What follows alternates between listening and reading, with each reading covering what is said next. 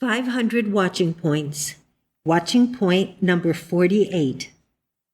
Watch, lest you place too high an estimate on the human intellect, enlarged and improved by science, or the reasoning powers of the human mind, developed by education and culture, and believe it to be an adequate agent for talking or writing science. Inspiration from God is the only right basis in science, since only in that way can we be sure when we write or speak that it is God writing or speaking through us. When this spiritual vision seems to be lacking, however, it is a temptation to turn to the human intellect as a substitute. Yet to do so is to put forth the letter without the spirit, and is as blameworthy as to turn to medicine because science does not bring an immediate healing. You impair your radical reliance on truth when you fancy that human methods may successfully be employed if demonstration or inspiration fails. Sometimes those who have had previous business experience, financial training, or higher education feel that this human attainment is of great value when they are called upon to play some part in our organization. This notion prevails in the business of our branch churches and in the meetings where such business is transacted. Yet, if God built the church, He should still be permitted to care for it. It should not be turned over to the enemy of God, namely the human mind. Such a course betrays the church into the hands of the Roman Emperor Constantine. When he was admitted into the early Christian church, the healing power went out of it.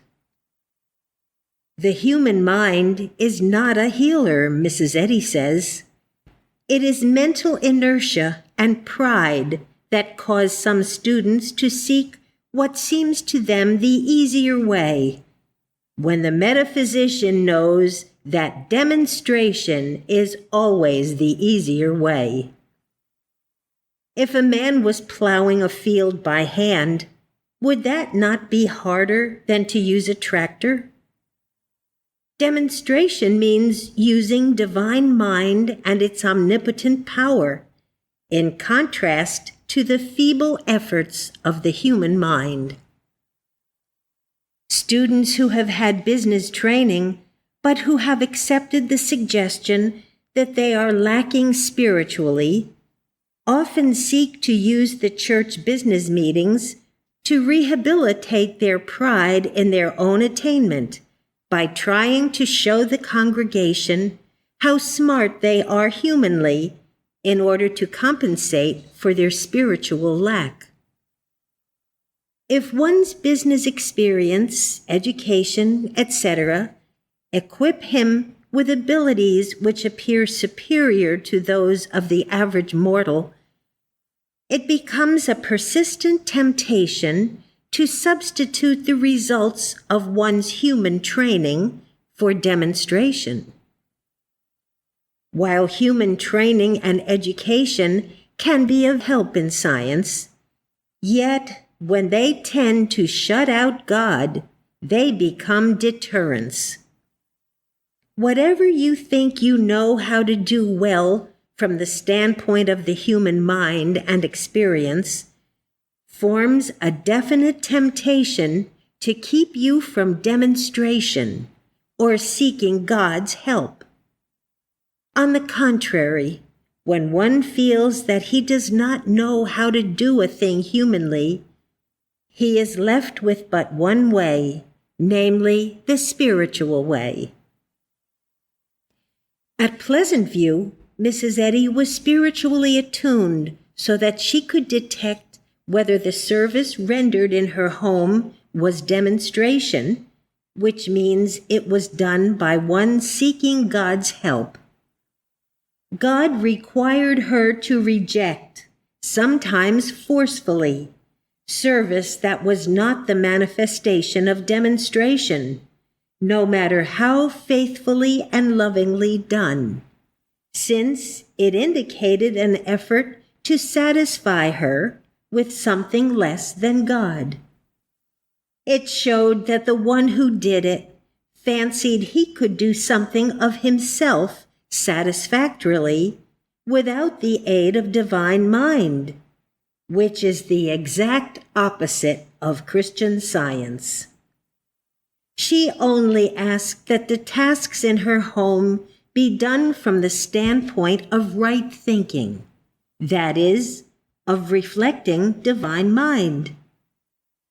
How could a student expect to please her, which meant to please God, since the Father's standard was hers, from the standpoint that he could do something of himself or with the human mind that was satisfactory? Her whole life was devoted to teaching and practicing spiritual reflection. Was it so strange that she did not want the humblest task, making her bed, sweeping her rooms, or preparing her meals, done from any standpoint but that of reflecting divine mind, or the ability of man equipped by God to do all things well?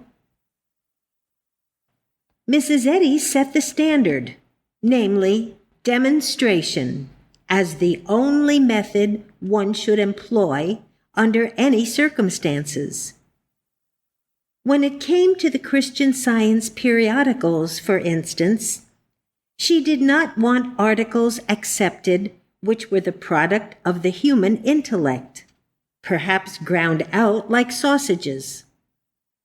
Such would be the letter without the spirit, the product of the head rather than the heart. She wanted God to write the articles, and she knew that he did this only when man subdued the human sense so that the divine mind might shine through. On page 232 of Miscellany is to be found one of the most enlightening and yet perhaps baffling criticisms Mrs. Eddy ever wrote, that is, to the human mind.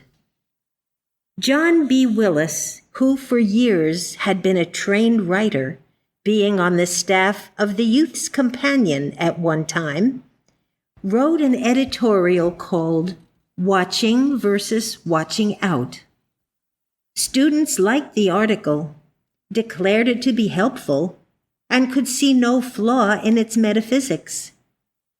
Yet Mrs. Eddy assailed it vigorously, declared that it misstated Christian Science, and required the Sentinel to publish an apology, stating that no more such misteaching would be permitted to appear in its columns.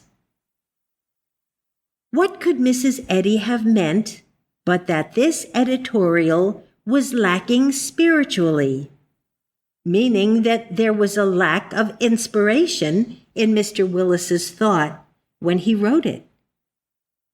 She sensed the lack of the healing consciousness in it, and since the presence of this healing thought is all that makes anything worthy of the name of Christian Science, she rejected it.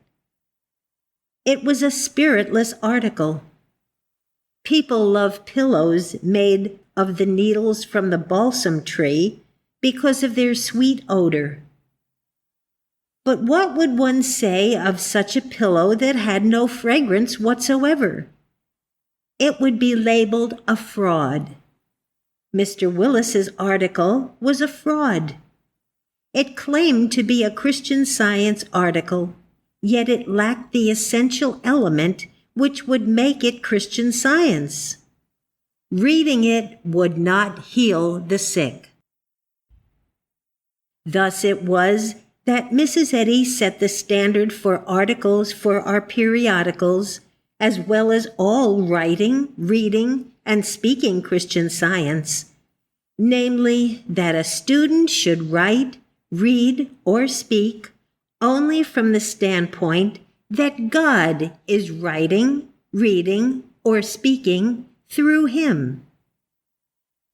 If his spiritual consciousness and conviction seem to wane, he should never feel that it is right for him to fall back on his intellectual training as a satisfactory substitute, which is what Mr. Willis evidently did. Mrs. Eddy's most stirring rebukes were reserved for students who forgot that, apart from God, they were nothing and could do nothing. Pride, fear, and neglect are responsible for this fatal mistake. Fatal because it throws man back to the dead level of mortal belief and thus robs him of God. Mr. Willis omitted God in doing God's work. No wonder God rebuked him through our leader. Furthermore, it should be remembered that Mrs. Eddy regarded every task as God's work, from the least to the greatest, and if done rightly, as an opportunity to draw nearer to God.